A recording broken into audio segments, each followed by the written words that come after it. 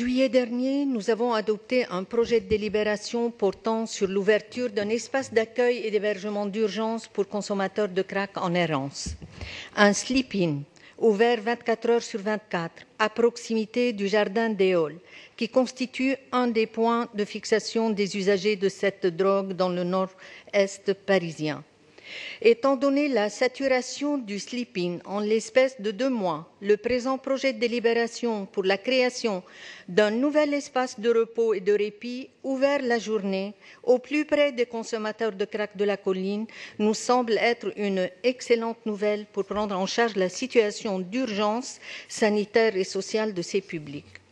Ce nouvel espace s'inscrit dans une logique de réduction des risques, ne nous trompons pas d'objectif, et des dommages, puisque ce lieu permet d'offrir au public un temps de repos, mais aussi un temps de dialogue avec les professionnels qui pourront essayer de leur proposer un accompagnement personnalisé et adapté aux besoins de chaque personne selon son évolution vers une démarche de prise en charge de leur santé physique ou psychologique.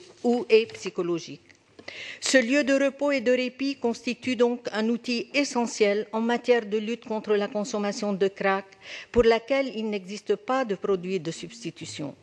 Cet espace est très utile pour créer un premier lien avec ces consommateurs en errance vivant à la marge de notre ville. Il peut leur permettre de se reposer et peut-être se reconstruire pour accéder à leurs droits à la ville, au même titre que les autres habitants. Merci donc pour la création de ce lieu de repos au plus près des consommateurs en errance sur le secteur de la célèbre colline du crack.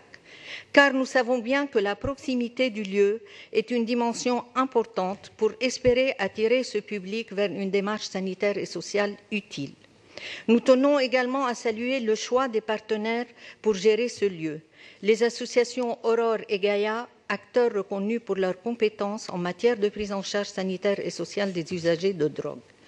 Nous rappelons aussi que cet espace de repos constitue un maillon primordial dans le cadre de la mise en œuvre du plan global de mobilisation coordonnée sur la problématique du crack à Paris et soutenons à nouveau cette démarche territoriale intégrée associant tous les acteurs, les services de la ville, les associations de quartier, l'ARS, la préfecture et la mission interministérielle de lutte contre les drogues et les conduites addictives.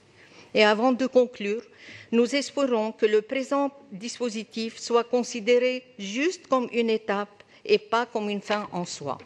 Car oui, nous regrettons que l'opportunité de créer une nouvelle salle de consommation à moindre risque, liée à l'inhalation, ne soit pas saisie. L'arrêté du 15 juillet 2019 pris par la ministre de la Santé permettait bien d'expérimenter des salles de consommation à moindre risque désormais, bien sûr, pour accueillir les consommateurs par inhalation. La seule salle qui existe à Paris accueille déjà 200 visiteurs par jour et n'est donc pas en mesure d'accueillir les nombreux consommateurs de crack du nord-est parisien.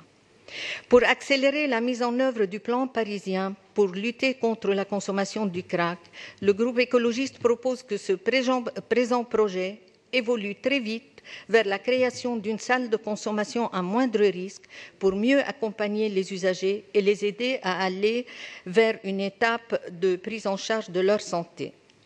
Nous votons donc pour cette délibération et nous tenons à féliciter notre adjointe Anne Suiris, son cabinet, ainsi que nos services et tous les acteurs du terrain pour leur engagement courageux et volontariste pour réintégrer le secteur de la Porte de la Chapelle dans un fonctionnement apaisé de l'ensemble du territoire de l'Est parisien et dans une démarche de ville inclusive et solidaire. Je vous remercie. Merci.